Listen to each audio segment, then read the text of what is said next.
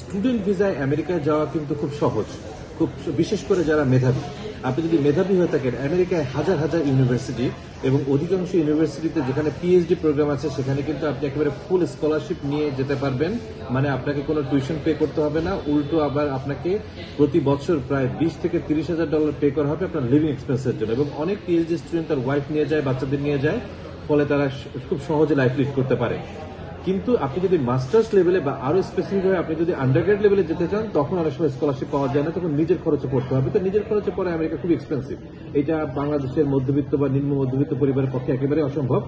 এই জন্য আমি সাধারণত যেটা বলি যে দুঃখিত, আপনারা যদি মাস্টার্সের মাঝে মাঝে ফান্ড পাওয়া যায়, বিশেষ করে আন্ডারগ্রেডে যদি আপনি যেতে চান, যদি নিজের খরচে মেনটেন করতে না পারেন, তাহলে আন্ডারগ্রেডে যাওয়ার দরকার নেই। আপনি ওয়েট করেন, এখানে আন্ডারগ্রেড শেষ করেন, মানে অনার্স শেষ করেন, তারপরে মাস্টার্স বা পিএইচডি লেভেলে যান, এখানে আপনারা ভালো স্কলারশিপ পাবেন।